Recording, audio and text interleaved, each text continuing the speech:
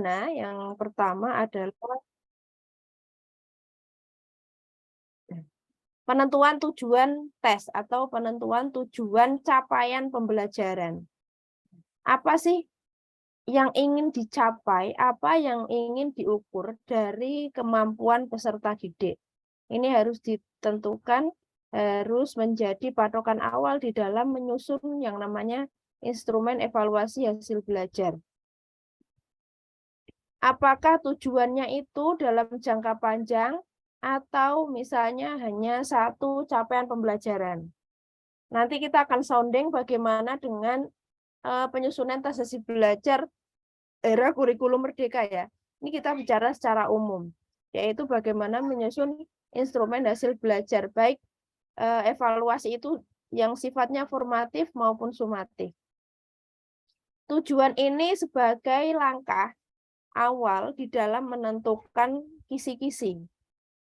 Jadi tanpa adanya tujuan, kisi-kisi juga tidak akan bisa terbentuk dengan baik. Karena tujuan adanya kisi-kisi ini adalah untuk menguji ataupun memastikan seluruh tujuan yang ingin dicapai dari proses kegiatan belajar mengajar itu tercapai dengan cara dievaluasi. Seorang pendidik tidak akan tahu apakah pembelajaran yang telah diberikan kepada peserta didik itu berhasil atau tidak tanpa melakukan atau menguji kemampuan baik pengetahuan atau kognitifnya, keterampilannya atau psikomotoriknya, dan juga afektifnya. Sehingga tujuan ini menjadi pedoman. Maka di pertemuan yang lalu sudah saya buatkan ilustrasi ya. Jadi bagaimana korelasi antara evaluasi kegiatan belajar mengajar dan tujuan pembelajaran. Betapa pentingnya sebuah tujuan atau goal ya di dalam pembelajaran. Kalau kurikulum K13 atau Kurtilas dulu itu masih ada kompetensi inti, ada kompetensi dasar ya. Kalau sekarang itu kurikulum merdeka berubah lagi istilahnya, menjadi capaian pembelajaran. Capaian pembelajaran itu seperti di perguruan tinggi. Jadi kalau di perguruan tinggi itu tidak ada standar kompetensi atau kompetensi inti. Jadi capaian pembelajaran. Capaian pembelajaran adalah keterampilan akhir yang diinginkan atau kemampuan akhir yang diharapkan itu dapat dicapai oleh siswa. Misalnya capaian pembelajarannya adalah siswa mampu melaksanakan sholat fardu dengan baik dan benar. Nah, baik dan benar itu nanti bisa bervariasi. Misalnya kalau di lembaganya, mohon maaf nih, misalnya kita nyebutnya lembaga yang di bawah yayasan tertentu misalnya, Yayasan Muhammadiyah atau Yayasan NU, dia pasti akan menyusun capaian pembelajaran yang berbeda. Meskipun sama-sama misalnya sholat wajib, tentu yang mencolok misalnya terkait dengan bagaimana pelaksanaan sholat subuhnya, itu. Kemudian kegiatan setelah sholat subuhnya. Nah, pengembangan materi itu kalau di kurikulum merdeka itu dipersilahkan atau diserahkan kepada guru untuk mengembangkan sebaik-baik mungkin sesuai dengan kebutuhan dari peserta didik. Nah, tujuan ini atau penentuan capaian pembelajaran ya, tujuan atau capaian pembelajaran ini menjadi pedoman ataupun patokan di dalam membuat kisi-kisi belajar, kisi-kisi soal. Setelah kita membuat kisi-kisi, tentu yang harus dilakukan adalah menuliskan soal tersebut. Apakah butir-butir dari blueprint kisi-kisi itu sudah terwadahi dengan baik di dalam soal. Setelah itu, tes yang baik tentunya dia harus ditelaah juga soalnya. Telaah ini bisa dengan cara meminta pendapat teman sebaya, sama-sama guru untuk membaca soal yang telah dibuat, atau dengan cara biasanya kalau umumnya ya, kita itu ada MGMP Bapak Ibu guru. MGMP itu adalah perkumpulan di mana mata pelajaran itu bisa saling menelaah sebenarnya, baik telaah untuk uji keterbacaan soal maupun telaah untuk validitas konstruknya atau expertnya. Terkadang kita itu membuat soal, kita bisa memahami, tapi orang lain belum tentu bisa. Maka soal yang baik itu selain ditelaah oleh teman sebaya, juga harus diuji coba nanti.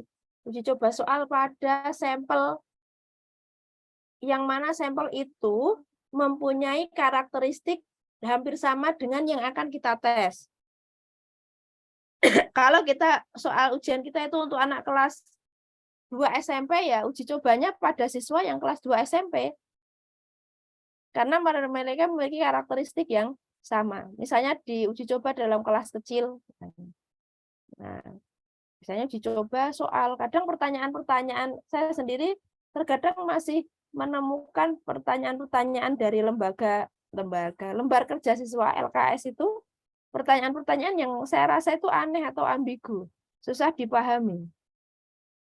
Nah, dalihnya mereka adalah untuk soal yang jenisnya HOTS ya. Padahal HOTS itu tidak selalu seperti itu. Bagaimana kemudian soal itu bisa dipahami dengan baik oleh siswa dan dapat menyampaikan pesan dari capaian pembelajaran yang ingin dicapai. Setelah itu tentu seorang penyusun tes harus merakit. Merakit itu jangan dibayangkan seperti merakit merakit kapal ya Bapak Ibu. Merakit itu misalnya tadi kisi-kisinya kita itu ada yang tes ABC, terus kemudian ada tes isi, ada tes observasi, tes wawancara dan sebagainya. Kita tentukan misalnya kisi-kisi nomor 1, siswa memahami pengertian tentang sholat. Nah, ini cukup diukur dengan tes isi, IC, atau harus tetap diukur dengan tes wawancara. Itu bagian dari merakit. Nah, dalam merakit ini juga harus menentukan besarnya skor. Apakah ketika siswa itu dapat memahami atau membaca ataupun menjawab pertanyaan yang kita sajikan, itu pantas kita kasih nilai berapa? Apakah nilai satu soal ini bernilai 1, 2, atau 3? Ini memang sense ya, kemampuan guru di dalam menentukan bagaimana kisi-kisi itu ataupun soal itu dapat mewakili kemampuan siswa itu nilainya berapa. Kemudian setelah itu tentu tes itu disajikan itu ya diberikan, sudah selesai, misalnya 60 soal sudah dirakit, urutannya sudah sesuai, kemudian misalnya dimulai dari IC dulu dan sebagainya. Kalau saya lihat saat ini karena tematik itu banyak soal itu yang dia pakainya mix ya. Misalnya IC dengan ABC itu atas bawah, tidak selalu ABC dulu kemudian baru IC. Kalau dulu kan penyusunannya bisa ABC dulu kemudian baru IC. Tapi kalau untuk ujian-ujian yang sifatnya masih nasional, yang dipakai untuk ujian nasional itu masih ABC dulu baru IC. Tahap selanjutnya adalah melakukan scoring, yaitu memberikan skor terhadap soal yang sudah kita kaji lagi. Setelah kita rakit, kita kaji lagi apakah misalnya ABCD-nya itu ada 40 soal, itu satu soal apakah bernilai 1, kemudian untuk IC-nya bernilai berapa, itu harus ditentukan sejak penyusunan instrumen.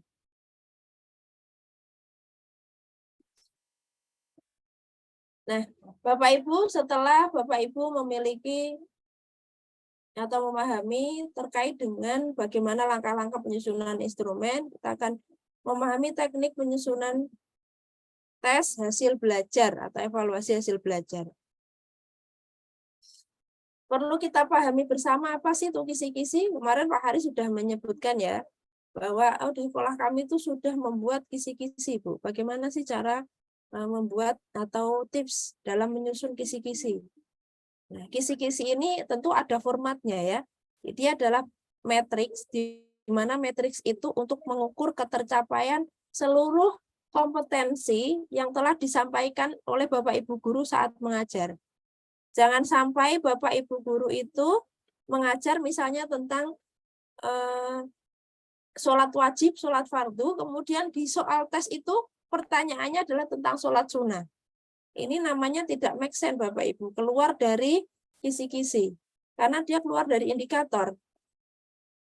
Indikator itu diperoleh dari capaian pembelajaran yang kemudian diturunkan dalam indikator atau ciri-ciri tertentu ya. Mudahnya kita menyebut indikator itu ciri-ciri. Ciri-ciri ini siswa isoh sholat kanti tertib kan dengan baik, dengan bacaan yang fasih itu seperti apa? Bapak Ibu yang membuat. Misalnya atau ciri-ciri siswa itu dapat memahami pembelajaran tentang zakat. Itu bagaimana? Oh, zakat itu kalau mereka hanya memahami teorinya saja itu nggak masuk. Misalnya indikatornya harus ditambah. Mereka harus terlibat dalam kegiatan zakat misalnya. Membawa zakat ke sekolah, mengetahui ukuran zakat.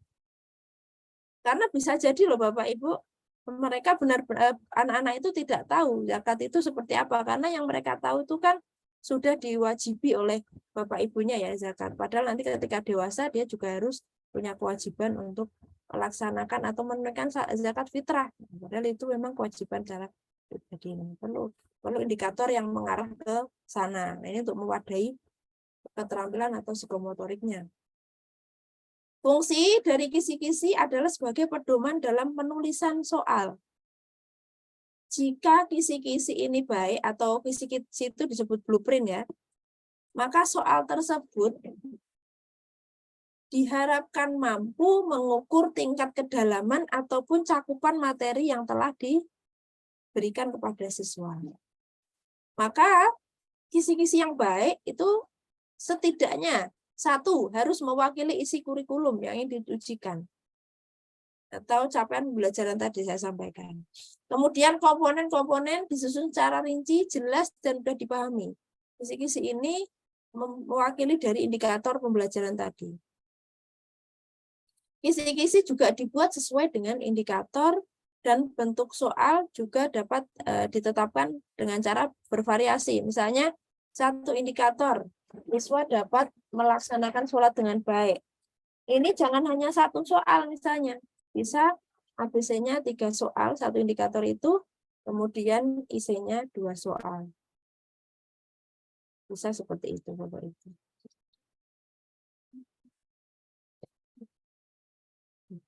Dalam kisi-kisi, setidaknya ada beberapa komponen yang harus melekat ya, harus yang melekat dalam kisi-kisi itu. Yang pertama adalah komponen identitas, dan yang kedua adalah komponen matriks.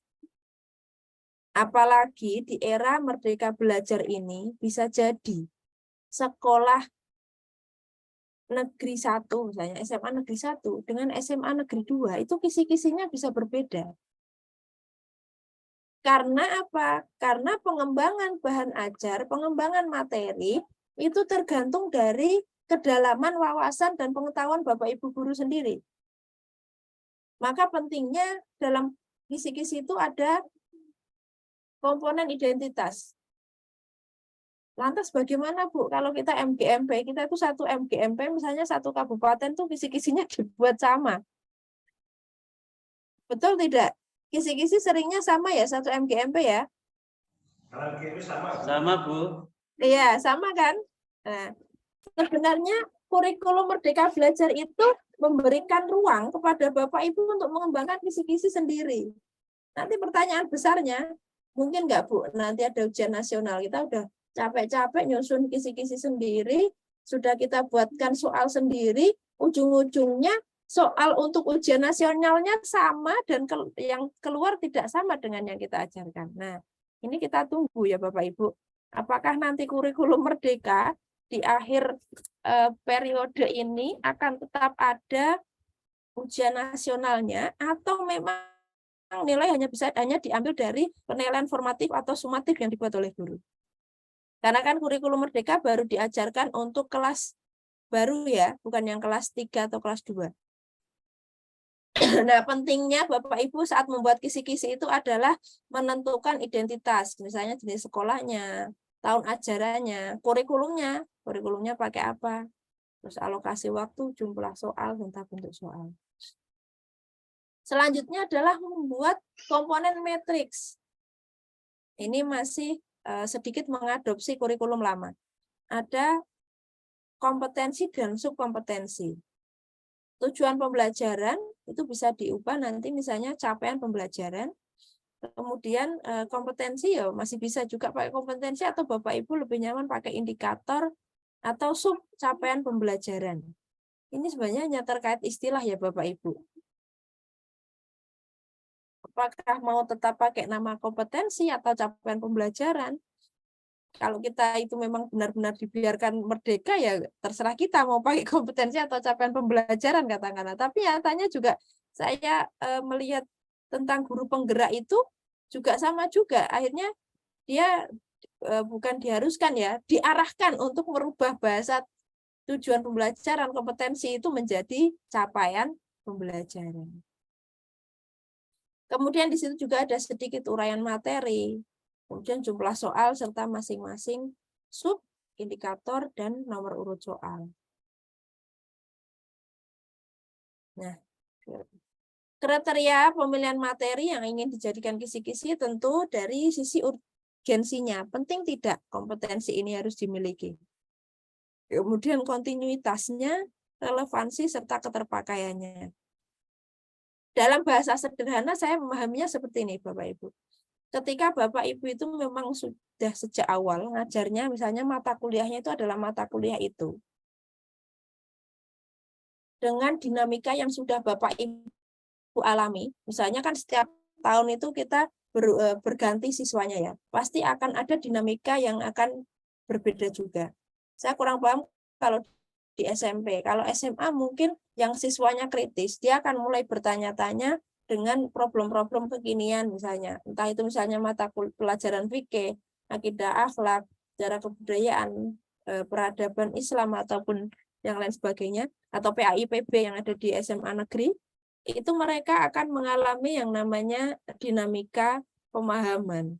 Nah, sebagai seorang guru tentu harus memahami urgensi antara siswa angkatan 2020 dengan siswa 2021 itu akan berbeda mungkin yang ditekankan materinya.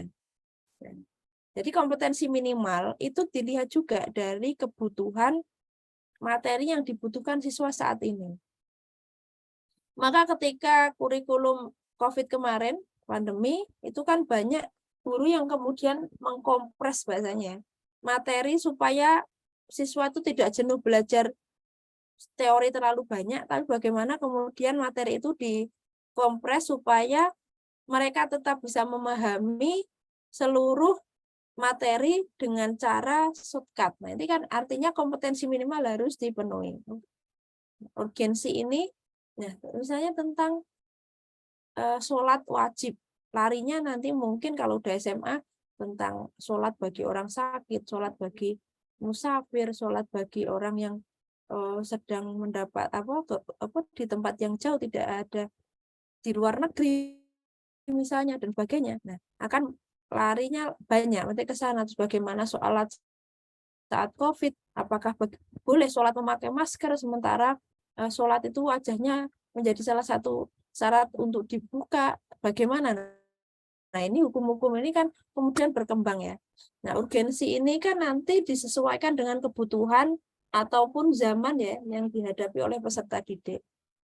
Nah, berbeda mungkin kalau anak-anak SD ya, anak SD itu kan lebih memang harus didoktrin dengan pemahaman yang sama, belum sampai kepada variasi. Bingung nanti kalau anak SD kemudian diajak berpikir yang variatif, kan memang belum kemampuan analisnya belum sampai sana. Kemudian kontinuitas. Kontinuitas dengan relevansi itu artinya bersama. Bagaimana relevansinya dengan materi lain, dengan keadaan yang saat ini dibutuhkan oleh siswa dan sebagainya. Jadi kalau kisi-kisi kok tiap tahun sama, yang perlu ditanyakan adalah pada diri pendidik itu. Nah, seharusnya kisi-kisi tiap tahun berbeda karena relevansinya dengan zaman berbeda, urgensinya berbeda, dan lain sebagainya. Kemudian penjabaran tujuan pembelajaran menjadi indikator. Nah, ini bagaimana guru kemudian memilih tujuan yang umum. Ini masih kurtilas ya. Kalau di kurikulum Merdeka bagaimana memilih capaian pembelajaran, menentukan indikator, dan menentukan bahan ajar yang akan dijadikan materi dalam pembelajaran itu. Kriteria indikator yang baik tentu memuat ciri-ciri kata kerja operasional. Kata kerja operasional itu yang kemarin sudah saya share di grup ya pada pertemuan lalu. Kemudian berkaitan erat dengan uraian materi atau kompetensi dapat dibuat soal dengan bentuk yang telah ditetapkan dalam kisi-kisi, misalnya baik isi maupun ABC, dan dijabarkan dalam beberapa indikator sesuai materi yang ingin dipilih Bapak Ibu. Nah, contoh ini adalah komponen identitas ya misalnya. Kemudian ini adalah komponen matriks.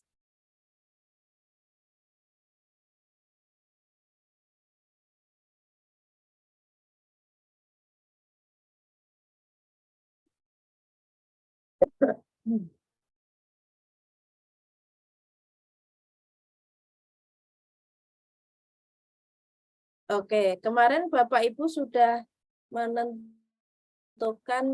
bagaimana membuat tujuan atau tujuan ini nanti menjadi soal yang mana mengukur 3 ranah ya Bapak Ibu. Ini bisa kita masukkan ke sini nanti Bapak Ibu tugas selanjutnya itu tugasnya disimpan dulu, kemudian Bapak Ibu adalah berlatih membuat kisi-kisi dengan format ini minimal ya, format minimal Bapak Ibu. Kalau di tempat Bapak Ibu sudah ada format yang lebih bagus atau lebih pro, silakan Bapak Ibu bisa pakai format dari lembaga Bapak Ibu. Atau misalnya yang masih baru ya, belum pernah mengajar dan sebagainya, Bapak Ibu bisa pakai format ini. Ini materi akan saya share di grup, supaya Bapak Ibu bisa meng-copy paste ini, metriknya ini, kemudian diubah ke buat untuk nanti di save ke PDF. Oke.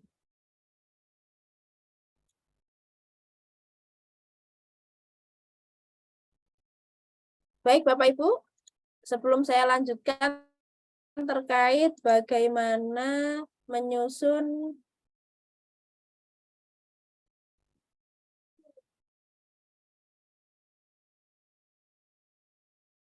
soal non-tes, kita akan sebelum menyusun kisi-kisi, kita akan melanjutkan terkait bagaimana penyusunan instrumen non-tes. Silakan jika ada pertanyaan, Bapak Ibu. Mana Zoom-nya ini tadi? Saya Bu. Monggo. Assalamualaikum warahmatullahi wabarakatuh. Waalaikumsalam.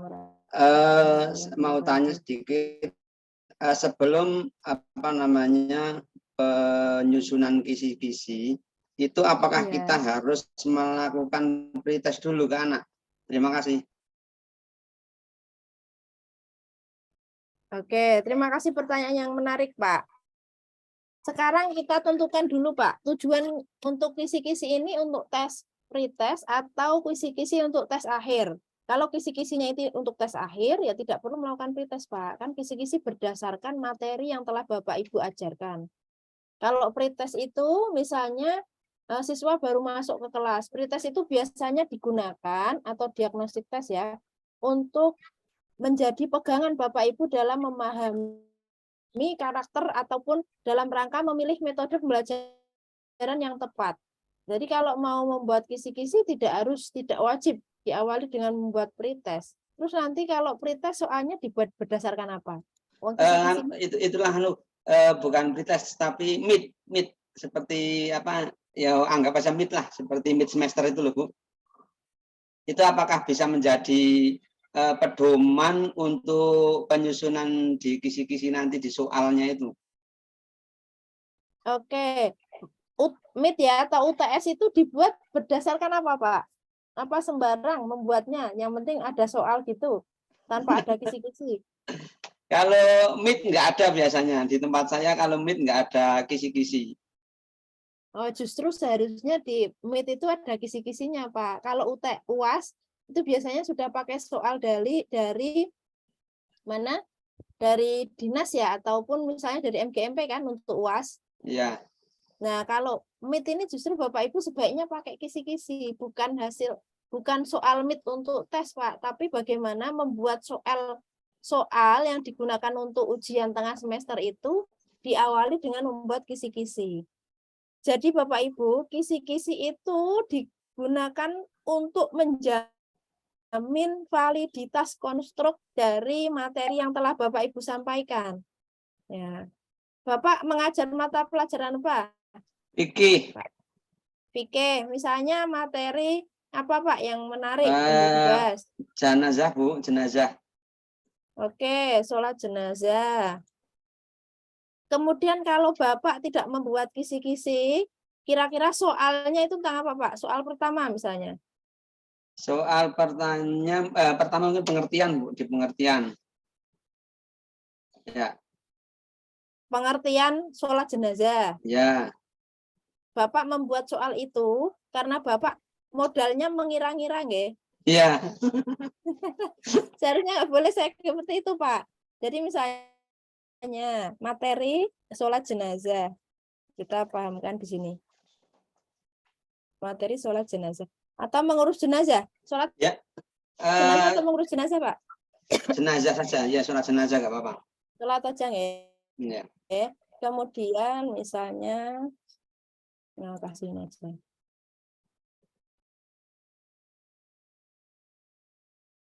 Oke. Materinya tentang apa aja, Pak? Pengertian. Pengertian, kemudian rukun, bacaan. Rukun-rukunnya kan bacaan.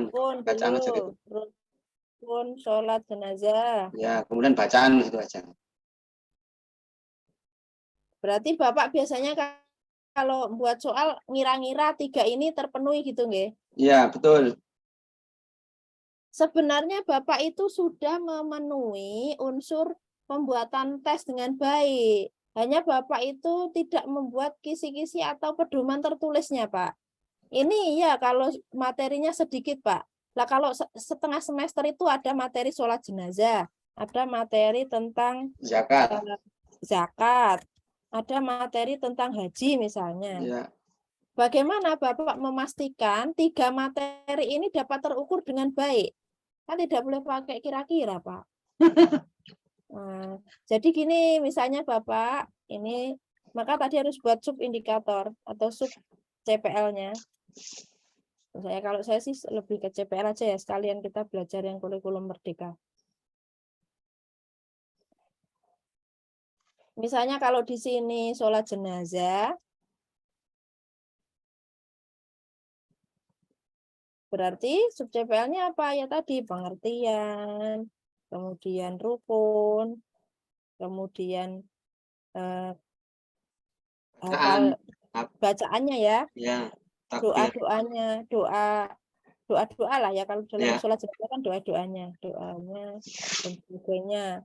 Terus di sini misalnya tentang zakat. Nah, zakat kan banyak, Pak. Misalnya ada kelas ini cuma zakat. Kan ada pengertian, ada macam-macam. Zakat fitrah. Macam-macam. Terus kemudian haul, terus apalagi nisab. Di macam-macam kan nanti gitu.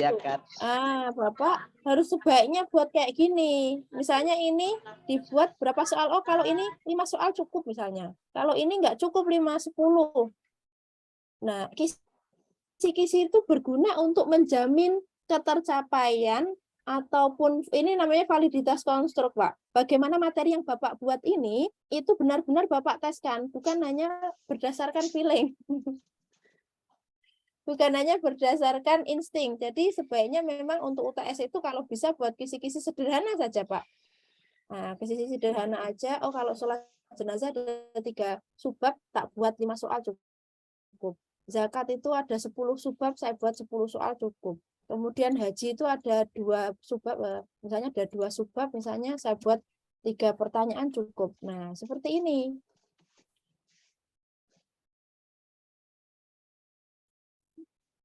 Misalnya yang isi ada berapa. Jadi kok bukan berarti Bapak itu membuat soal dulu baru kisi-kisi, bukan. Tapi harus membuat kisi-kisi dulu untuk membuat soal. Atau kalau Bapak bingung ya usah aku pokoknya nggak soal sih.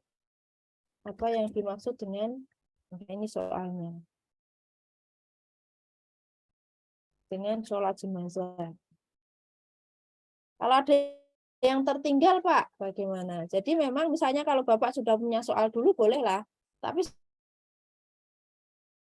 sebelumnya soal ini jangan dibagikan dulu ke siswa selama ini belum mengukur capaian pembelajaran ya Bapak Ibu. Jadi soal ini boleh misalnya saya bingung Bu buat subbab CPL dan sebagainya, saya membuat soal dulu, nggak apa-apa. Soalnya dibuat dulu baru dimasukkan ke sini. Oh, soal atau kalau soalnya sudah di halaman lain. Oh, ini soal nomor 1 ki mlebune ning subbab iki. Soal nomor 2 ki mlebune di subbab ini. Soal nomor 4 masuknya di subbab ini misalnya. Boleh seperti itu.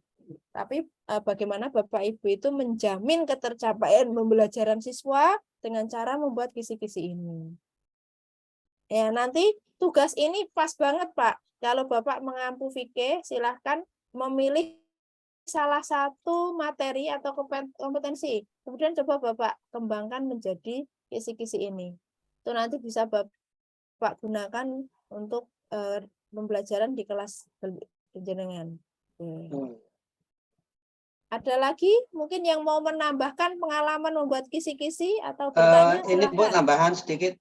Apakah kisi-kisi itu nanti dibagikan ke anak? Biasanya orang tua meminta kisi-kisi, Pak. Karena untuk pedoman belajar, apalagi orang tua sekarang itu ya, mau tes atau UTS saja pada ribut minta kisi-kisi. Sebaiknya memang diberikan, tapi kalau memang tidak ingin diberikan ya nggak apa-apa, sampaikan saja ke anak bahwa semua materi yang telah Bapak sampaikan itu akan keluar di tes. Jangan sampai Bapak ngeprank anak-anak yang diajarkan tentang sholat jenazah, kemudian soalnya tentang cara mengkafani jenazah. Ya meskipun itu masih ada kaitannya, tapi kan misalnya Bapak nggak mengajar tentang itu. Tiba-tiba pokoknya bagaimana cara mensolati jenazah dengan baik. Ngerti nih anak-anak sudah dikafani. Nah, padahal Bapak tidak menjelaskan, oh jenazah laki-laki berapa lapis kainnya, jenazah perempuan bagaimana, posisi kepala jenazahnya di mana. Nah, itu juga harus dipertimbangkan Bapak Ibu guru.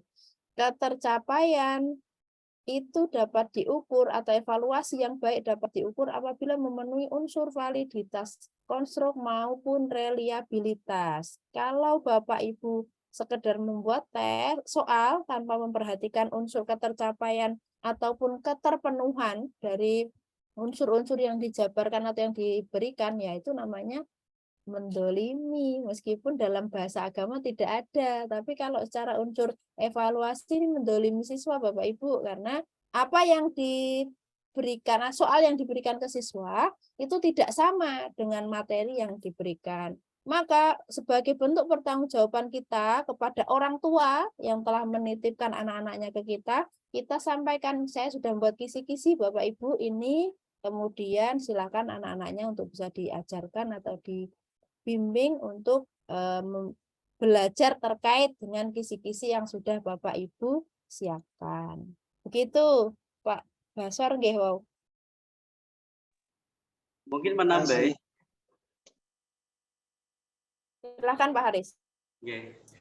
Apa yang disampaikan oleh Pak tadi itu bahwa biasanya kisi-kisi kan itu Bu, kadang diberikan ke anak-anak. Nah itu pertimbangan itu Bu, ada muncul pertimbangan dari kami. Memang ketika anak-anak kita bikin kisi-kisi Bu, itu justru bagus-bagus Bu. Nah tetapi guru-guru yang Pak, lain kurang jelas nggih. Namun Bu, ketika anak-anak diberikan, mohon diulangi kurang jelas, ketika anak-anak diberikan kisi-kisi karena anak diberikan kisi-kisi, Bu, itu memang rata-rata nilainya bagus-bagus, Bu. Oke, karena memang ketika mereka belajar itu lebih fokus. Tapi sebagian guru-guru kalau anak-anak dikasih kisi-kisi, Pak, ini nanti ketergantungan. Artinya mungkin kita sedikit memberikan celah kepada anak untuk istilahnya membocorkan sedikit dari materi atau membocorkan sedikit dari soal, meskipun di kisi-kisi tidak ditulis secara rinci soalnya seperti itu. Tapi ya pertimbangan yang lain, ketika anak tidak dikasih kisi-kisi, Bu, itu juga belajarnya tidak terfokus, terus nilainya juga tidak sesuai dengan yang kami harapkan. Menurut jenengan gimana, Bu? Sekarang saya tanya Bapak Ibu guru semuanya dari hati nurani, apa salahnya kalau nilainya bagus dan belajarnya terfokus? Memang kisi-kisi itu memudahkan. Maka kisi-kisi itu memang harus mengukur seluruh capaian pembelajaran Bapak Ibu. Tidak ada salahnya mahasiswa kemudian nilainya bagus karena telah belajar sesuai dengan kisi-kisi. Maka sebagai Bapak Ibu guru pastikan kisi-kisi itu memang mengukur seluruh capaian pembelajaran. Jadi sudah tidak zamannya lagi anak-anak itu harus berkompetisi, misalnya belajar mati-matian tapi yang dipelajari keluar dari teks atau keluar dari soal, tapi memang ya tidak apa-apa. Artinya ketercapaian pembelajaran kan terpenuhi. Secara kognitif misalnya, pemahaman ataupun pengetahuan itu kan masih bisa dipertanggungjawabkan. Sampai nanti misalnya sudah dewasa dia masih ingat teori tentang sholat jenazah misalnya, karena memang dia benar-benar belajar itu. Kalau dulu zamannya kita masih kecil ya Bapak Ibu guru kan tidak ada kisi-kisi, bahkan kita aja ketika masih MIMTS itu nggak pernah belajar mungkin belajar, tapi maksudnya tidak terarah ketika seperti ada kisi-kisi. Jadi tidak ada salahnya Pak diberikan kisi-kisi kemudian nilainya bagus, bukan kok untuk membocorkan. Pastikan saja ketika ujian itu anak-anak memang benar-benar diawasi dengan baik dan betul, sehingga memang mereka itu menuangkan hasil belajarnya, hasil hafalannya misalnya, hasil berpikirnya itu ketika di ruang tes.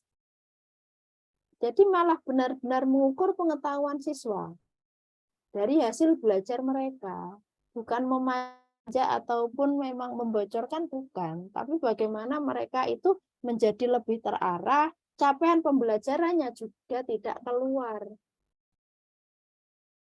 Malah baik toh Pak, tidak muspro kan? Nah coba kalau mereka tidak ada kisi-kisi, nilainya juga buruk, kemudian juga hasil belajarnya tidak baik, yang perlu dievaluasi kemudian apa? Padahal kita mengajar juga sudah penuh sungguh-sungguh, karena ada anak yang tipe belajarnya itu dia suka menghafal, oh ya materinya ini, bukunya ini, dia menghafal sendiri di rumah, bisa. Tapi ketika dijelaskan di kelas, mungkin ngeblank, Pak, belum paham. Tapi ketika dia mengulang membaca lagi, paham. Ada yang mereka kayak dikasih kisi-kisi pun nggak belajar, karena misalnya dia sudah ingat apa yang disampaikan Bapak Ibu gurunya di kelas. Begitu Pak Haris, ini pendapat ya, perspektif ya, apalagi ini sudah S2 saya berani berbicara seperti itu, monggo. Kalau ada yang kontra itu juga tidak masalah, yang penting misalnya Bapak Haris ada argumen yang tepat untuk menyampaikan, apa salahnya ketika diberikan kisi-kisi, karena memang tujuan pembelajaran dan evaluasi adalah untuk mencapai tujuan pendidikan yang baik. Ibaratnya kisi-kisi itu peta Pak. Kalau sekarang itu ya Google Map, Bapak diminta sowan ke Unisula. Nah, pokoknya Unisula adalah kampus besar terletak di Kaligawe dan sebagainya. Sama Bapak dikasih, aku di Unisula tak Sherlock. Mudah mana Pak? Iya Bu, betul Bu. Betul. Yang penting selama argumen dan tujuan pembelajaran serta pelaksanaan evaluasi tidak bias itu aman. Yang bias adalah ketika evaluasi itu sudah mulai siswanya menyontek, membuat catatan, kemudian pelaksanaannya tesnya tidak baik, soal yang diberikan itu juga tidak mengukur 3 ranah, itu yang salah. Maka kisi-kisi itu hanya untuk biasanya untuk pemahaman kognitif. Misalnya nanti ada kisi-kisi Anda praktek sholat. Kalau di rumah tidak belajar sholat, disuruh praktek di sekolah, saya yakin dia tidak akan bisa mempraktekkan dengan baik. Jadi tidak ada salahnya kisi-kisi diberikan. Apakah ketika anak-anak tidak bisa menjawab, guru itu akan menjadi bangga? Kan tidak. Kan semua anak itu unik dan semua anak berhak untuk menjadi juara dan yang terbaik. Jadi misalnya satu kelas, wah nilainya 80 semua, setelah dikasih kisi-kisi, kita tengok dulu, dievaluasi dulu proses pembelajaran dan proses tesnya kemarin benar tidak ya? Terus dikasih kisi-kisi, tesnya itu ternyata masih saling memberi contoh kepada temannya atau katakanlah menyontek. Nah, ini yang perlu dievaluasi. Tapi kalau sudah diberi kisi-kisi, pelaksanaan tesnya itu juga baik, diawasi dengan ketat, close book dan sebagainya, itu baik sekali, Pak. Kalau andaikan nilainya siswa itu 80, Bapak harus mengapresiasi siswa Anda. Misalnya satu kelas 80 semua. Berikan apresiasi secara jujur untuk anak didik kita. Karena era merdeka itu sekarang perspektifnya itu kayak gitu, Pak. Semua anak berhak menjadi juara dan menjadi yang terbaik. Semua anak harus mencapai capaian pembelajaran atau mencapai KKM-nya. Kalau satu kelas A semua gimana, Bu? Ya enggak apa-apa. Buktikan secara kompetensi mereka mampu. Seperti itu, Pak Haris. Tanggapan dari saya. Tapi monggo kalau ada pro dan kontra ya, karena kita kan sudah taraf analisis yang tarafnya sudah KKNI tingkat 8, Bapak Ibu itu sudah di S2. Boleh tidak setuju dengan pendapat dosen, itu hal wajar. Baik, Bu. Monggo. Oke. Ada pertanyaan? Iya, silakan Pak Hifti Ansori. Ini berkenaan dengan kisi-kisi, mungkin sedikit banyak saya setuju dengan Ibu, karena yang kisi-kisi itu menyederhanakan. Tapi kemudian yang kami tanyakan tentang soalnya, Ibu. Soal itu kalau kita menganut mazhab di kurikulum Merdeka, soal itu apakah harus dibuat dari guru masing-masing atau sekolah masing-masing, atau memang kalau kita di swasta kan masih di bawah Kemenak. Nah, itu nanti bagaimana Ibu pendapat Ibu? Terima kasih Ibu. Oke Pak Hifti, terima kasih atas pertanyaannya. Oke, sambil menjawab pertanyaan yang karena ini masih menjadi teka-teki silang yang saya katakan tadi, kita saksikan bagaimana nanti pemerintah di akhir periode ini apakah masih mau melaksanakan ujian nasional atau nilai yang diambil dari nilai pembelajaran. Ibu akan lanjutkan materi tentang kurikulum Merdeka, Pak, sebagai pengayaan ya. Ini sekaligus menjawab pertanyaan Pak Hiti. Mungkin sudah penasaran karena saya itu sudah diminta mengajar pakai kurikulum Merdeka, Bu, di kelas 1 ini. Dalam kurikulum Merdeka, evaluasi itu disebut dengan assessment, penilaian. Terus ganti bahasa meneh nggih Bapak Ibu, jangan kaget, tetap waspada terhadap perubahan kurikulum. Nah, kemudian ada 8 paradigma assessment kurikulum Merdeka yang dicanangkan oleh pemerintah. Yang pertama adalah bagaimana setiap pendidik itu memiliki pola pikir bertumbuh, grow mindset. Jadi sebelum kita mengajak siswa kita berpikir bertumbuh, Bapak Ibu harus menerapkan dalam pola pikir kita bahwa di dalam mendidik ataupun di dalam memberikan materi kepada peserta didik itu ingat harus bertumbuh dan bertahap, bukan bim salah bim siswa langsung bisa. Sabar dulu tahap demi tahap karena yang namanya pemahaman, yang namanya sel dalam otak itu berkembang. Maka dalam Islam itu pernah dikatakan ya oleh salah satu beliau mengatakan bahwa yang penting itu kalian tuh belajar. Misalkan Anda ketika diajar itu belum paham, tapi jenengan semua itu niat pokoknya belajar, menerima seluruh materi yang diberikan oleh Bapak Ibu guru, suatu saat ilmu itu akan berguna saat dibutuhkan, meskipun dalam kelas itu kita belum paham. Nah, itu sel itu masih berkembang, sel otak itu artinya masih berkembang. Jadi Bapak Ibu dalam mengajar harus juga meyakini bahwa otak anak ini juga sedang mengalami pertumbuhan atau pola pikir yang bertumbuh tadi. Maka harus sabar di dalam memberikan pengajaran yang diberikan kepada siswa. Yang kedua adalah paradigma terpadu atau tadi ketika Bapak Ibu itu kebetulan sekali ya, kelas ini tuh mungkin rata-rata guru agama. Misalnya guru lain yang guru bukan agama, itu kadang tidak peduli dengan akhlak siswa. Padahal tidak boleh seperti itu. Yang namanya guru, mata pelajaran apapun yang disampaikan, tetap guru, digugu dan ditiru. Itu sudah menjadi mindset siswa. Jadi harus terpadu.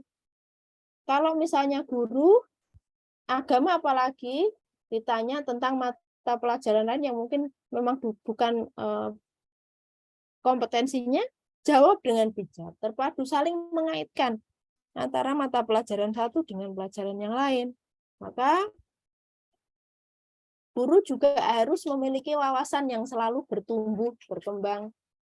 Nanti tuntutannya kalau tidak salah itu guru juga harus menulis, baik di media massa ataupun di jurnal dan sebagainya. Kemudian keleluasaan dalam menentukan waktu asesmen, waktu ujian. Kalau dari paradigma ini, seharusnya sudah tidak ada ujian nasional, ya, Pak. Nah, coba nanti kita lihat dulu, karena memang terkadang kita itu sebagai orang bawah itu sering kena prank dari pemerintah, itu sudah biasa. Kemudian keleluasaan dalam menentukan jenis asesmen, bebas, mau pakai IC, pakai ABC, mau pakai praktek dan sebagainya, itu tergantung guru. Nah ini lanjut di nomor 5, keleluasaan dalam menggunakan teknik dan instrumen asesmen. Karena kenapa? Antar sekolah saja mungkin capaian pembelajaran atau tujuan pembelajarannya itu bisa berbeda tergantung keluasan wawasan sang guru. Maka guru benar-benar bukan dituntut ya, memang sudah waktunya guru itu, maka yang pertama tadi bertumbuh. Kita menyadari betul, Islam juga sudah mengajarkan kepada kita bahwa menuntut ilmu itu dari bawaan ibu sampai yang satu, ternyata betul Bapak Ibu. Jangan kemudian kalau kita udah kuliah, udah S1, udah S2, udah doktor ya wes nggak usah belajar lagi. Bahkan sudah profesor pun juga harus terus belajar karena yang namanya ilmu pengetahuan itu berkembang. Kalau tidak mau belajar ya kalah. Misalnya evaluasi pembelajaran kok tidak aware terhadap perubahan kurikulum, ya nggak akan bisa. Maka guru, salah satu kompetensi guru itu selain mengajar, dia harus bisa membuat soal dan menilai. Ini salah satu kompetensi penting. Kalau Bapak Ibu guru itu menjadi kepala sekolah, coba adakan workshop atau pendampingan untuk Bapak Ibu guru yang lain, atau misalnya kalau bukan kepala sekolah mengusulkan ada pendampingan pembuatan soal kurikulum Merdeka Belajar atau paradigma lah tidaknya. Kemudian ada keleluasaan dalam menentukan kriteria pencapaian tujuan belajar. Oke, contohnya misalnya Pak Basor tadi mengampu mata kuliah tentang fikih materi zakat. Materinya pokoknya zakat aja. Pak Basor itu mengembangkan ada zakat profesi, haul, nisab dan sebagainya. Karena Pak Basor itu tinggalnya di mana Pak Basor? Kendal. Kendal. Sukorjo, Bu. Sukorjo itu teh ya. Karena banyak petani teh, maka zakat profesinya misalnya contohnya adalah zakat pertanian dan juga zakat profesi orang yang bekerja di kebun teh misalnya. Mungkin berbeda dengan Pak Haris yang daerah Pati, nggih Pak Haris. Atau Pak Hifdi itu mana? Masih Kendal juga? Patean Ibu, Kendal. Patean juga, masih satu sekolah dengan Pak Basor nggih? Masih. Yang berbeda misalnya yang daerah kawasan pesisir misalnya. Sana itu rata-rata masyarakatnya itu nelayan. Antara Pak Basor yang tinggal tinggal di kebun teh, di gunung, dengan yang guru yang mengajar di daerah nelayan, pengembangan materi zakatnya itu bisa bervariasi. Kalau sana tentang zakat, misalnya nelayan, dia tuh nelayan berapa, 1 minggu panen tuh berapa kali misalnya, kemudian harus dipotong zakat ketika capaian ikannya itu berapa ratus kilo misalnya, atau mungkin yang di pertanian teh itu sudah harus berapa hektar, terus berapa bulan. Zakatnya ini dikembangkan sesuai dengan kebutuhan siswa. Maka harus berdasarkan kearifan lokal, Pak. Tapi meskipun saya di Kendal, santri saya itu dari berbagai macam, ya, Bu. Nah, ini juga maka harus ada nanti di kurikulum Merdeka Belajar itu ada diagnostik tes. Nah, belum ke sana ini, masih paradigma. Yang ketujuh adalah keleluasaan dalam mengolah hasil asesmen. Mau ditulis dengan deskriptif, mau dinilai, mau pakai IPK, itu monggo. Atau mau pakai 1 sampai 10 atau pakai 10 sampai 100. Karena Bapak Ibu diberikan kekuasaan untuk mengelola itu. Kemudian kelulusan dalam menentukan kriteria kenaikan, keleluasaan dalam menentukan kriteria kenaikan kelas. Seharusnya kalau pakai paradigma ini, kelulusan pun juga ditentukan oleh guru, bukan ujian nasional. Karena yang menentukan tes, waktu, serta kriteria itu adalah guru. Pemerintah hanya memberikan koridor tentang capaian pembelajaran.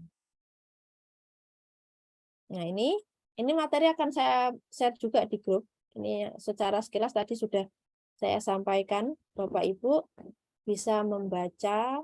Ini penjelasan terpadu itu maksudnya apa? Ranah sikap, pengetahuan, dan keterampilan harus terkait 3 ranah tersebut. Lulusan waktu, awal. Nah, ini. Saya garis bawahi. Apakah nanti akan ada ujian nasional? Nah, dalam kurikulum Merdeka itu waktu asesmen itu secara garis besar itu ada 3. Yang pertama adalah asesmen diagnostik, yaitu asesmen penilaian yang dilakukan di awal pembelajaran. Tadi yang saya sampaikan misalnya Bapak Ibu mengajar kelas 1 santri-santri baru dari berbagai wilayah. Ditanya dulu misalnya asalnya dari SD atau MI. Kemudian orang tuanya pekerjaannya apa? Kemudian tinggalnya itu di mana? Apakah pegunungan? Apa mata pencarian orang tuanya apa? Dan sebagainya. Dari hasil diagnostik tes ini, kemudian bisa juga ditanya tentang kalau belajar itu sukanya seperti apa? Apakah suka praktek langsung, atau suka mendengarkan, atau portofolio, dan sebagainya. Ini sebagai pertimbangan Bapak Ibu dalam menentukan metode pembelajaran. Diagnostik tes itu. Dan juga untuk menentukan materi itu mau dimulai dari mana. Itu tentang diagnostik awal lingkup materi. Misalnya tentang sholat jenazah, kelas berapa nggih Pak Basar? Kelas berapa? Kelas 8, Bu. 8 itu kelas 2 nggih? 2. Nah, kelas 2. Misalnya kelas 1 pernah Pak mendapatkan materi tentang sholat jenazah tapi belum sempurna, hanya rukun-rukunnya saja. Belum sampai itu pada... masih sholat biasa. Kalau yang kelas 1 itu masih sholat, belum ke jenazah. Oke, mungkin di kelas 1 sudah paham ya tentang cara takbiratul ihram yang baik, Ya, cara betul. berdiri yang baik, cara berwudu yang baik. Maka ini berarti sudah dilewati, tidak perlu disampaikan langsung kepada ini anak-anak sholat jenazah itu. Nah, monggo ini dikembangkan ataupun dimulainya pelajaran itu dari memangku materi. Nah, bisa jadi Bapak Ibu itu bisa melihat kisi-kisi ataupun soal tes yang telah diberikan di kelas 1, kelas 7 menjelang kelas 8 atau melalui diagnostik tes. Saya nggak mau diagnostik tes, saya mau lihat aja soal ataupun materi fikih di kelas 1, soalnya itu ujian untuk naik kelas 2-nya seperti apa, kemudian nilai mereka berapa. Kalau ternyata satu kelas nilainya masih di bawah 8, berarti mungkin perlu ada apersepsi. Jangan-jangan cara berdiri saat sholat takbiratul ihram belum baik. Kalau belum baik, ya berarti harus diulangi dari situ, Pak. Oh, tapi kalau mereka udah memahami cara wudhu, cara takbiratul ihram dengan baik, lanjut. Fatihah bacanya juga sudah baik. Sholawat mereka udah bisa, kemudian dilanjutkan doa jenazah pada takbir ketiga, keempat. Seperti itu. Kemudian ada asesmen formatif, yaitu penilaian saat proses pembelajaran. Anak-anak yang ramai, anak-anak yang semangat, ini juga perlu kita nilai. Perlu ada refleksi atau tanya jawab di kelas.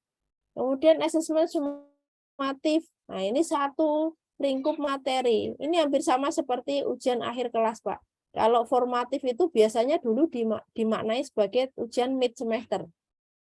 Bu, kalau sudah kurikulum merdeka, saya masih boleh nggak melakukan ujian mid semester? Boleh. Tapi kalau kurikulum merdeka itu justru malah tidak seperti itu, Pak. Tadi yang saya contohkan misalnya kelas 8 itu semester setelah UTS itu semester genap itu ada materi tentang sholat jenazah, zakat dan haji. Selesai materi tentang sholat jenazah itu sebaiknya harus segera langsung dites, Pak. Oh, sholat jenazah satu kelas sudah lulus semua. Kalau sudah lulus baru dimulai lagi penjelasan atau materi selanjutnya adalah tentang zakat. Oh, zakat ini setelah selesai diberikan pelajaran dites lagi tentang materi khusus tentang zakat. Materi zakat sudah kayak kuliah ya. Kayak kuliah itu kan satu mata kuliah. Kalau sudah lulus dia kan tidak akan diulang lagi di semester selanjutnya. Tapi kan kadang lupa, Bu. Ya kalau tadi sudah ya kan lupa ya manusiawi, Pak, tidak masalah. Apakah Mas harus mengingat semua kan tidak, tapi insya Enggak, Allah maksudnya contoh ya yang inti-inti itu loh, contoh apa namanya tadi yang sholat untuk kelas 1 MTS sholat sudah di kelas 1-nya sudah dulu lulus itu loh. Tapi ternyata di kelas 2 atau 3-nya dites nggak lulus, itu nanti gimana itu, Jur? ketika di kelas 2 diajarkan lagi enggak, Pak? Ya itu kan beda materi sudah. Ya kalau beda materi ya jangan diajarkan lagi, jangan dites lagi, Pak.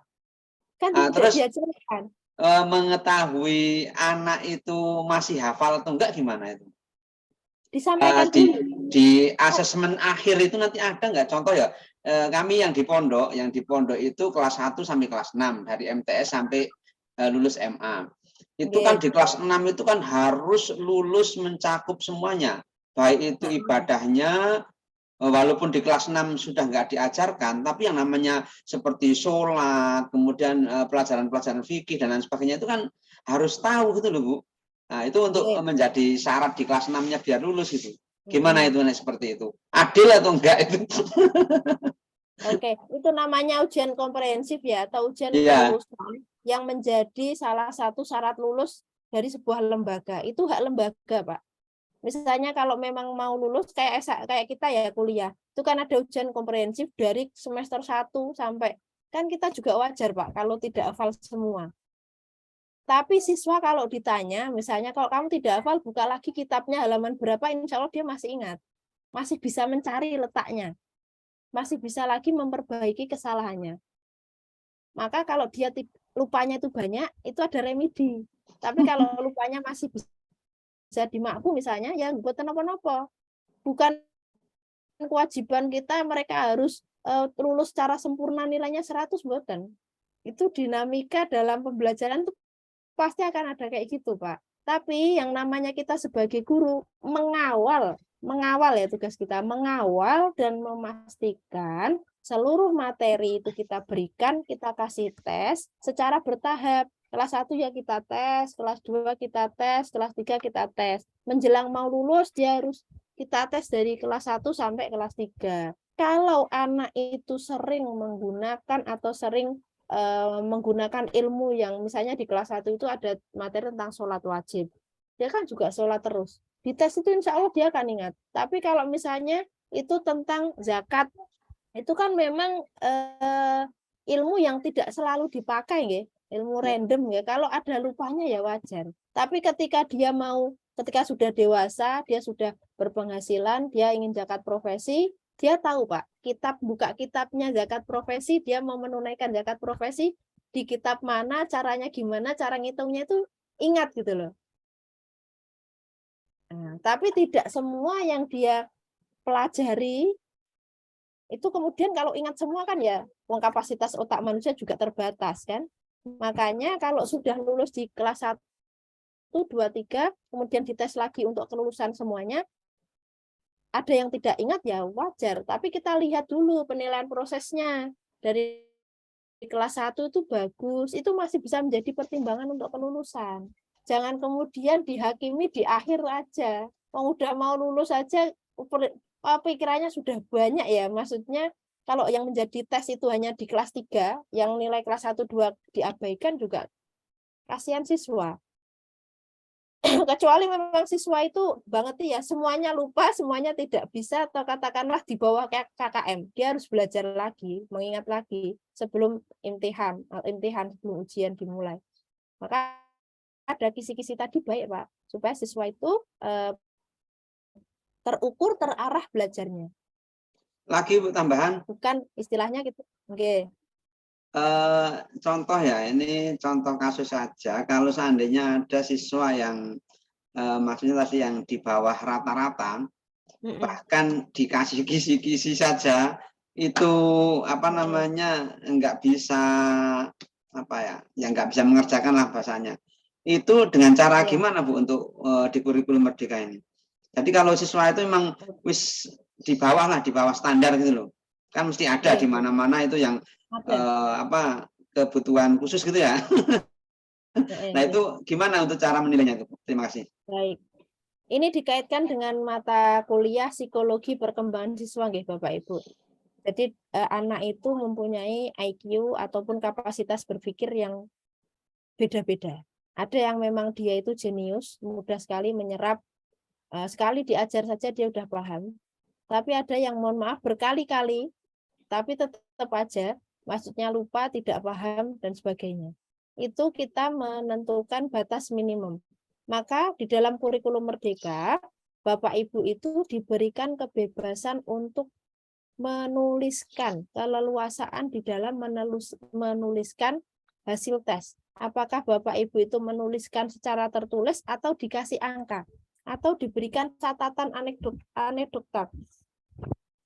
Misalnya meskipun ya siswa ini tidak hafal, masih salah dalam melaksanakan urutan sholat misalnya, tapi kemampuan lain yang dia bisa apa? Nah itu harus kita berikan catatan di sana, karena tidak semua siswa itu mampu memiliki kemampuan yang IQ-nya baik.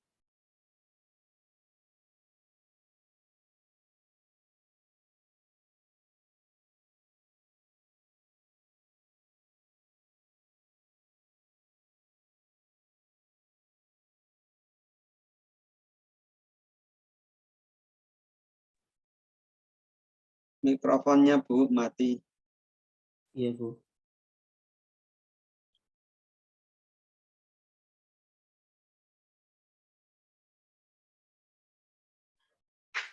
Mohon maaf Ibu, mikrofonnya. Ya, memang saya berhenti sebentar Bapak Ibu, sedang batuk intermezzo.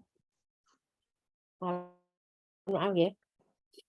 Bagaimana mensiasati siswa yang meskipun sudah diberikan tes dan sebagainya, kemudian diremedi dia juga tidak mampu, kita berikan catatan secara jujur Bapak Ibu, karena ini menjadi bagian pertimbangan untuk guru selanjutnya menangani siswa ini. Mungkin dia, maka kan kemarin sempat jadi pro kontra ketika kita itu menyeleksi siswa di kelas A, B, dan C. Padahal sebenarnya itu tidak mendiskreditkan siswa, tapi untuk memberikan kepastian, siswa A misalnya itu sudah memiliki, mohon maaf, IQ yang tinggi, dengan misalnya siswa C yang kurang, itu kita bisa memakai metode pembelajaran yang berbeda. Kalau misalnya kelas A yang IQ-nya tinggi, itu materi yang diajarkan atau indikatornya itu mencapai 10. Kelas C bisa kita kurangi, Bapak Ibu. Misalnya ya sudahlah, karena dipaksa piye meneh mereka ora paham, kita turunkan gridnya, yang kita ajarkan sampai 7 aja. Apakah seperti itu salah? Juga tidak. Karena kalau kemudian kita memaksakan kelas C ini seperti kelas A, yang ada mereka itu terjadi apa ya, shifting. Kalau shifting itu ya, kayak ngeblank ya, ngelag. Siswa ini akan kesulitan. Malah kalau memang kemampuannya hanya menyerap 7 materi ya sudah nggak apa-apa. 7 yang penting diserap dengan baik. Karena Tapi memang untuk analisanya dampak psikologinya gimana itu Bu ya? Itu juga yang kelas-kelas bawah itu loh, itu kan tetap mempunyai psikologis loh. Wah ini saya kelasnya sudah bawah, itu apa enggak malah tambah enggak down itu loh. sebenarnya hal itu persepsi itu terjadi karena Bapak Ibu guru tidak memberikan wawasan di awal.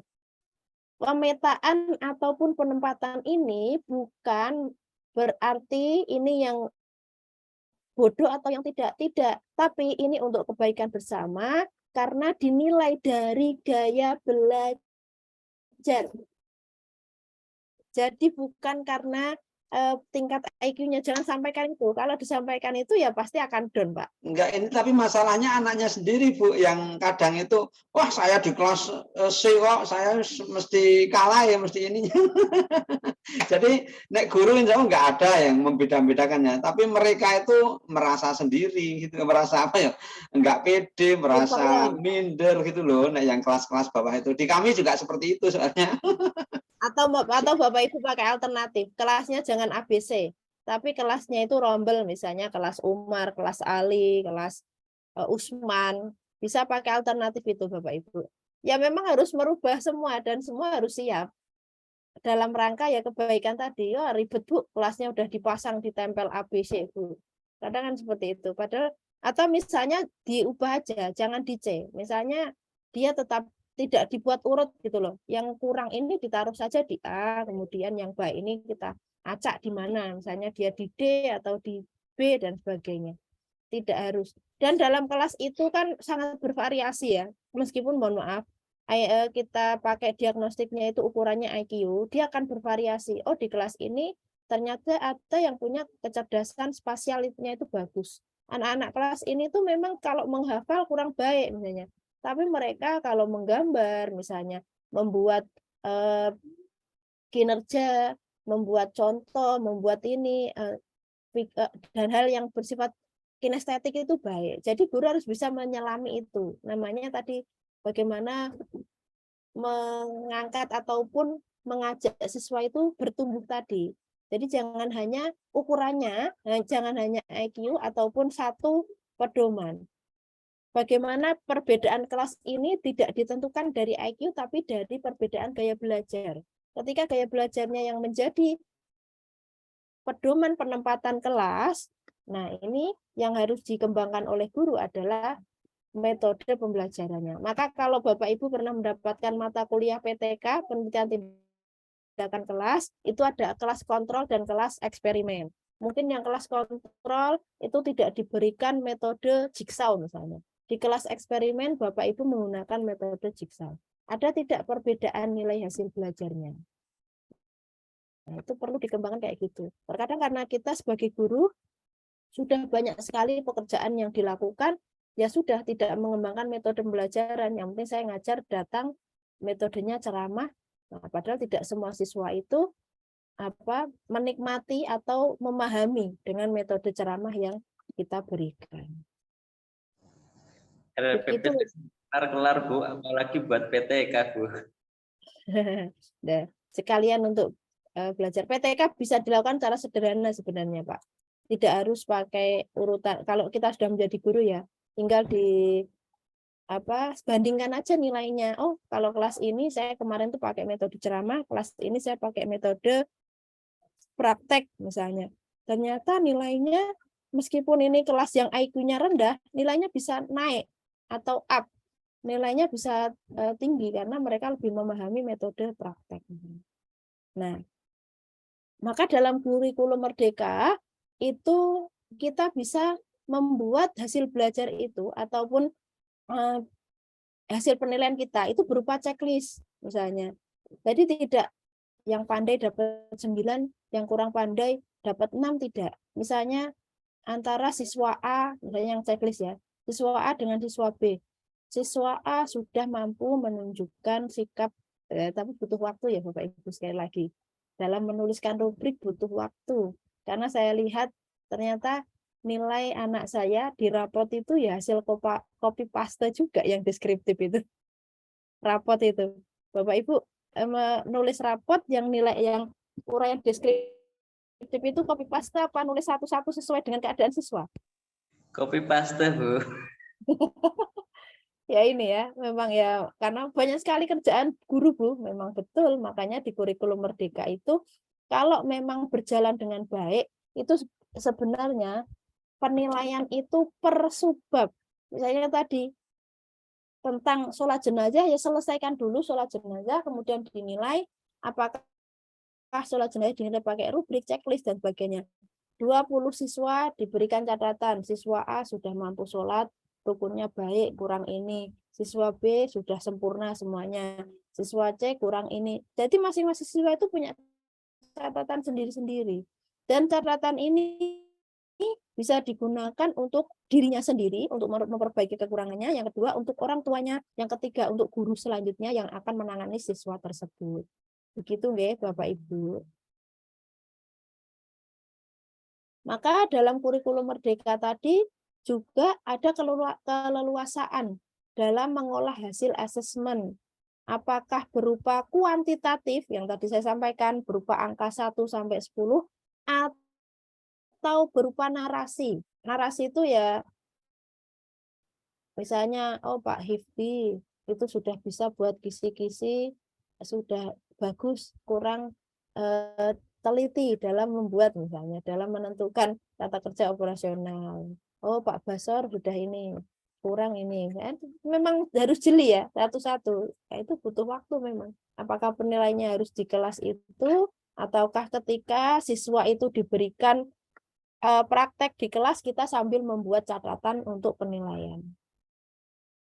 Memang tidak mudah merubah paradigma pendidikan ataupun asesmen di Indonesia, Bapak Ibu. Karena sejak Indonesia merdeka, sejak kita kecil, kita sudah terbiasa dengan penilaian berbasis kuantitatif. Kita selalu dihadapkan bahwa nilai atau ranking 1 itu adalah yang punya nilai tinggi. Padahal tidak seperti itu. Kalau kita melihat dari kurikulum Merdeka ini, yang namanya ranking 1, yang namanya kompetensi tidak selalu dari IQ-nya. Bisa jadi karena, mungkin dia, mohon maaf nih, kurang pandai atau kurang bagus dalam menghafal, tapi dia jiwa sosialnya tinggi, dia suka menolong, kemudian dia suka membantu temannya, itu perlu kita nilai, meskipun materi kita misalnya itu adalah materi yang tidak berkaitan tentang sholat jenazah. Kan sholat jenazah kan juga bukan kewajiban fardu ain ya, fardu kifayah misalnya. Karena dia ini misalnya punya kekuatan mengajak temannya. Itu juga perlu dipertimbangkan di dalam penilaian Merdeka Belajar.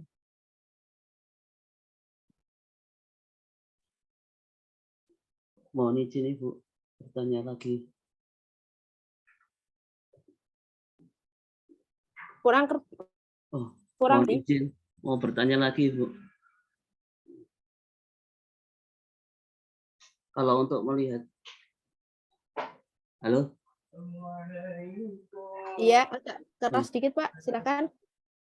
Kalau untuk melihat dari tadi yang hasil asesmen itu, karena penilaiannya ada kualitatif atau kuantitatif.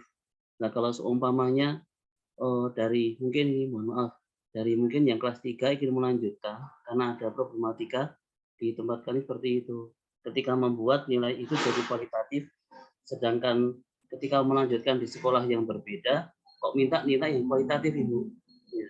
Itu apa tidak jadi problem? Mohon Ibu pencerahannya. Terima kasih.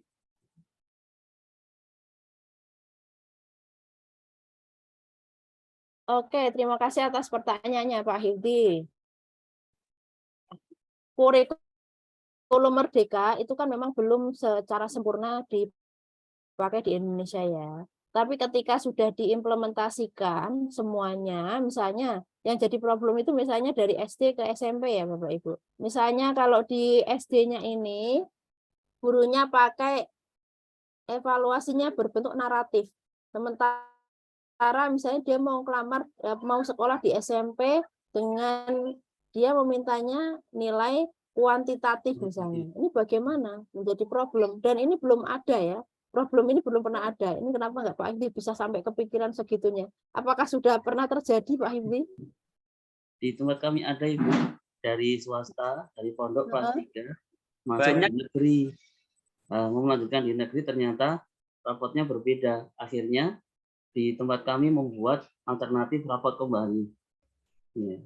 Jadi rapotnya jadi ada 2, kuantitatif dan kualitatif. Ya. Itu Ibu. Oke, akan lebih baik ketika lembaga pendidikan penerima itu membuat tes masuk, Pak, tes seleksi. Jadi tidak hanya berdasarkan nilai rapot yang dikumpulkan, tapi juga ada tes seleksi. Satu, untuk mengetahui bagaimana misal pemahamannya tentang agama Islam, karena lembaga kita misalnya lembaga Islam misalnya. Yang kedua misalnya untuk mengetahui minat dan juga gaya belajar siswa. Akan lebih baik ketika lembaga penerima itu menggunakan atau menyediakan tes seleksi masuk.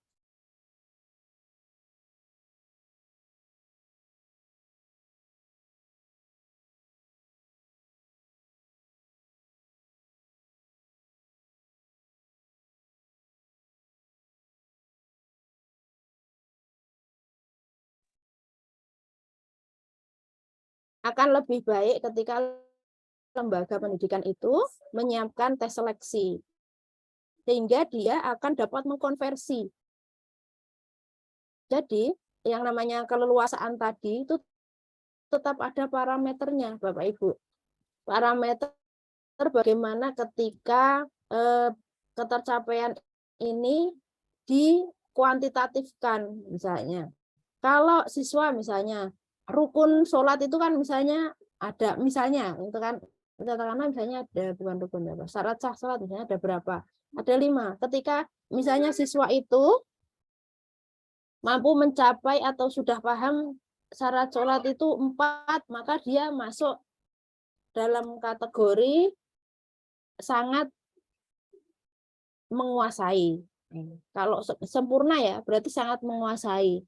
Turun lagi misalnya kurang 2 atau kurang 3 syarat yang dipahami, berarti dia masuk dalam kategori menguasai. Kalau kurang lagi bisa ditulis kurang menguasai ya. Jadi pakai parameter. Kemudian kalau dia sama sekali tidak menguasai dari rukun Islam itu, rukun sholat itu tidak paham sama sekali, maka tidak menguasai. Jadi harus ada, meskipun kita itu membuat kualitatif ya Pak, berupa narasi. Narasinya itu harus berlandaskan. Ada parameternya misalnya. Tadi yang paling mudah adalah kita membuat parameter misalnya 4 parameter. Misalnya tidak menguasai, kurang menguasai, menguasai, sangat menguasai.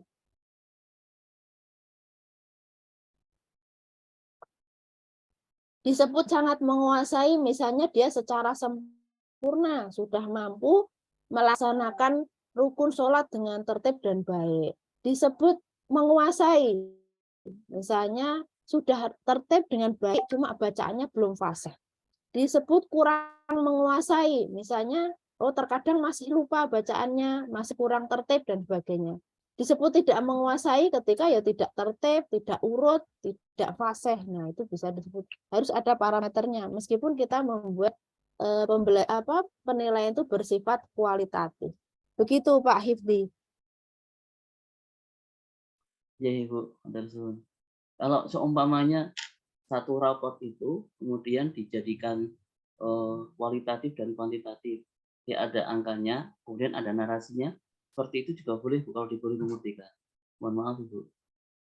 Itu malah akan lebih baik Pak. Jadi prinsipnya dalam kita membuat laporan hasil belajar siswa, meskipun kita diberikan keleluasaan dalam menentukan jenis mau kuanti atau kuali, kita juga harus mengingat bahwa laporan siswa itu digunakan atau kita pertanggungjawabkan tidak hanya kepada siswa, tapi juga orang tua siswa dan juga sekolah lanjutannya. Jadi bagaimana kemudian kita memberikan atau menyusun laporan itu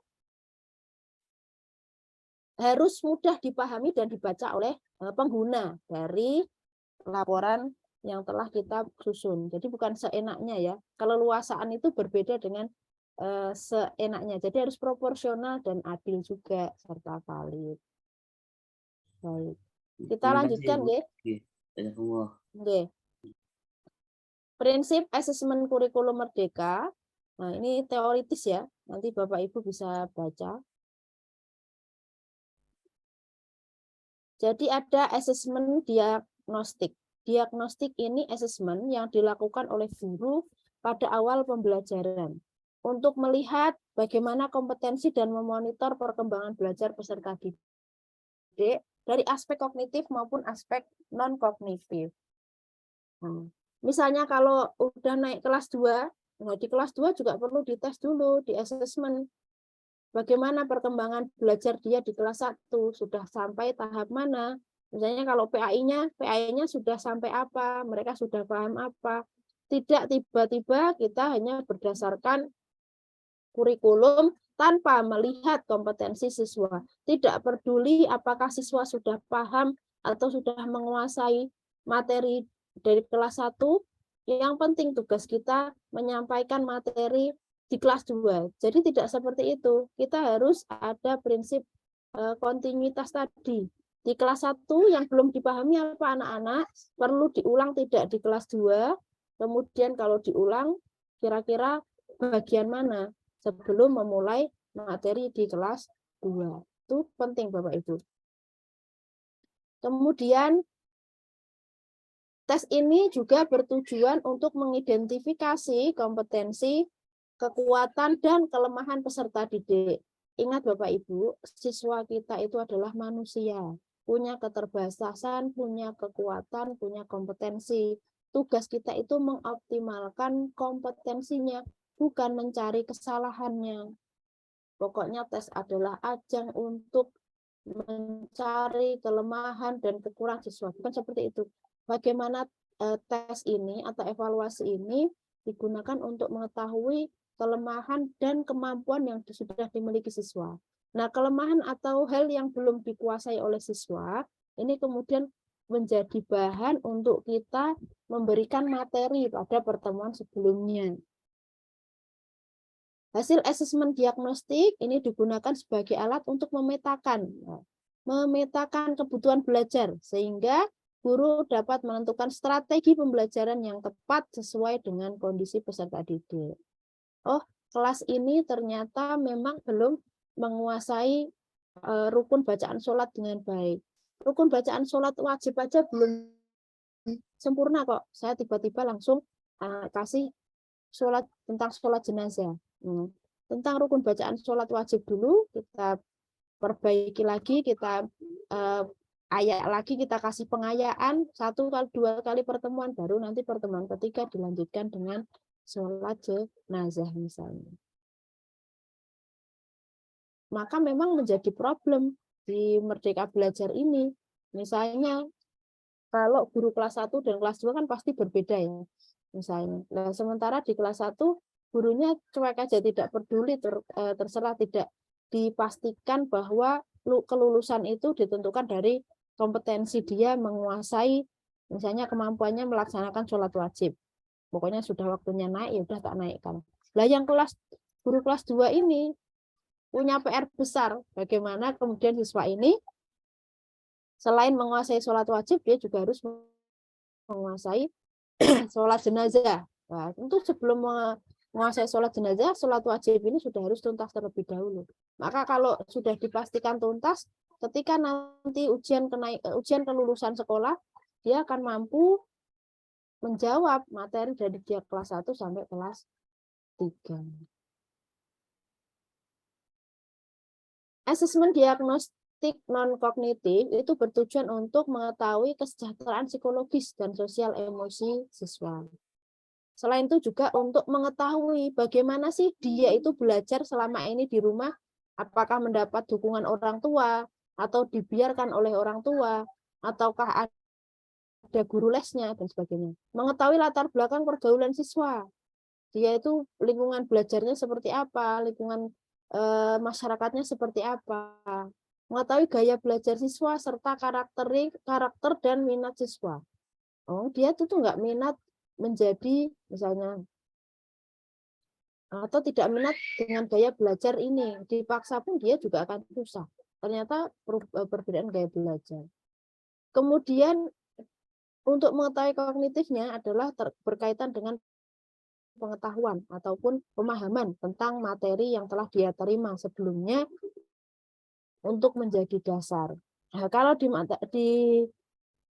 mahasiswa, Anda jadi dosen, di mahasiswa itu ada mata kuliah prasyarat. Tes diagnostik ini memastikan seluruh mata kuliah prasyarat itu telah diterima oleh siswa. Misalnya kalau di S2, Anda sebelum dapat materi tentang metodologi penelitian, Anda sudah harus mendapatkan materi-materi tentang keislaman, studi Quran hadis, kemudian pemikiran politik pendidikan, kemudian tokoh pemikiran pendidikan Islam, filsafat ilmu, dan sebagainya, itu sebagai mata kuliah prasyarat.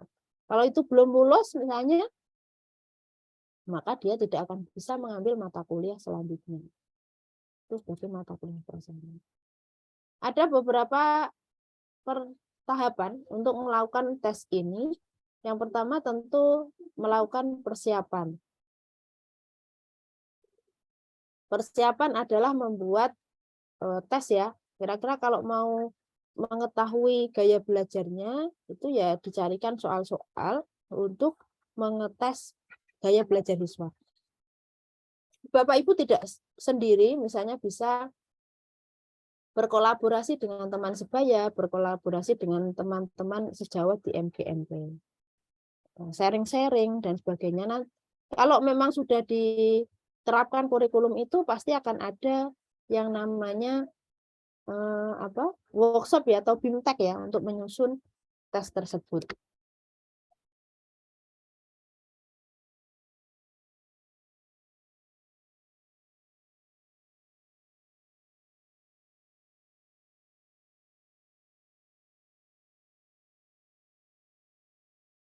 Di sini dicontohkan misalkan seorang guru itu membuat atau meminta siswa mengekspresikan perasaannya selama belajar di rumah dengan cara menjelaskan aktivitasnya. Apakah dia suka menulis, menggambar, dan sebagainya. Bagaimana kalau dia belajar itu mudah diterima itu bagaimana. Kemudian tes kognitif juga demikian. Bisa dipahami nanti kalau lebih lanjut.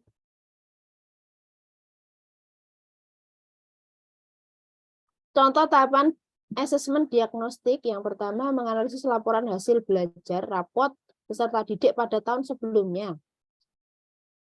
Nah, tadi makanya kalau rapotnya itu tidak ada parameternya, meskipun kuanti ataupun kuali, tentu akan sulit dipahami oleh guru ataupun sekolah yang akan menerima siswa itu. Maka laporan ini meskipun sifatnya bebas, merdeka, atau leluasa juga harus ada parameternya, yaitu apa? Mudah dipahami oleh orang lain yang menggunakan laporan tersebut. Mengidentifikasi kompetensi yang diajarkan. Bagaimana kompetensi siswa terkait materi yang diajarkan. Kemudian menyusun instrumen asesmen untuk mengukur kompetensi peserta didik.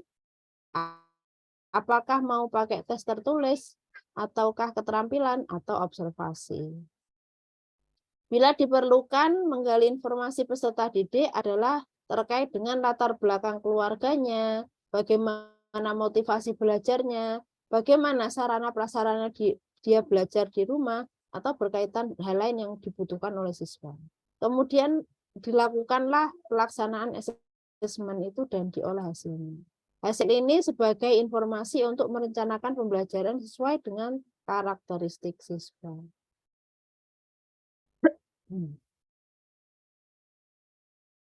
Pendidik diberikan keleluasaan untuk menentukan instrumen asesmen sesuai karakteristik dan kompetensi tujuan asesmen.